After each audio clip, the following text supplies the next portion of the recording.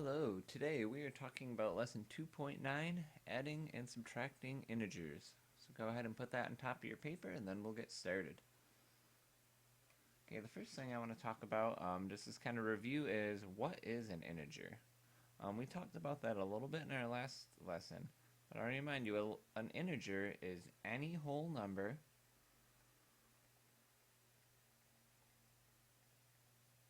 and remember that any whole number, it can be positive or negative.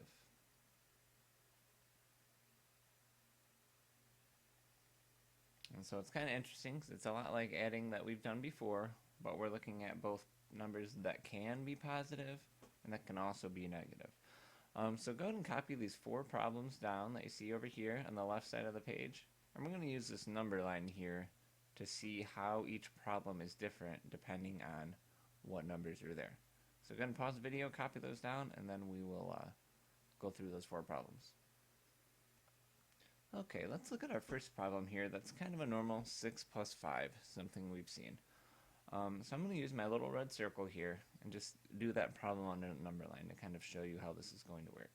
So if we have 6 plus 5, what I do is I look at my number in the first column here, the 6, and that's where I'm going to start. So I'll move my circle to the 6 on my number line. Okay, so now I'm adding plus 5 to that 6. So I can take my 6 and I'm going to move it 5 in the positive direction, or over here to the right.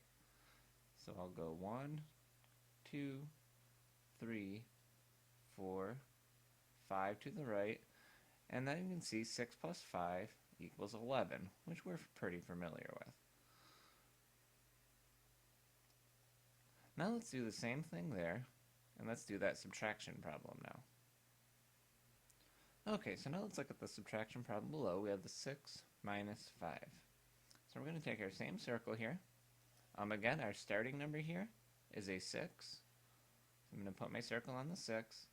But now, instead of adding 5, we're subtracting 5 from the 6. So I have to go this way in a smaller number or a negative direction.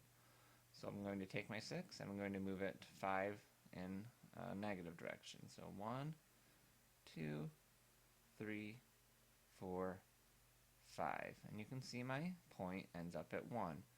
So just as we know, 6 minus 5 equals 1. Now those are 2 problems that you're probably like, Mr. Teal, this is so easy. But I wanted to show you how we're going to use our number line before we get to our 2 problems down here that have negative integers. So let's look at our third problem down here, which is the minus 6 plus 5, or negative 6 plus 5. So what we'll do on this, when we start our point, on the last 2 we started at the positive 6 because we had a positive 6 as our first number in the problem. Here we're going to start at negative 6 because our first number in the problem is negative 6. So I will put my point at the negative 6 on our number line here. So I start at negative 6, and then I'm adding 5 to that. So I'm at my negative, but I'm going to go back this way in that positive direction, 5. So I'll start at negative 6, I'm going to go 5 positive direction. So here's 1 positive, 2 positive, 3 positive, 4 positive, 5 positive. So you see I started at negative 6. I added 5. So my answer there came up to be a negative 1. So it's a little bit different. It's negative 6 plus 5. Just to kind of give you that in a story example, say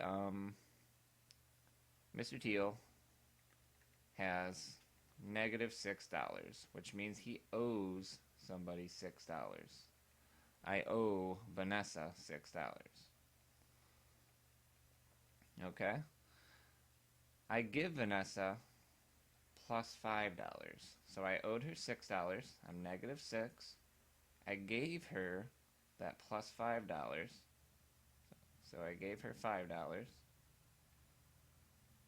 And even though I gave her those $5, I still owe her one more dollar because I didn't give her all 6 I owed her, which is why I'm still a negative 1 on that answer.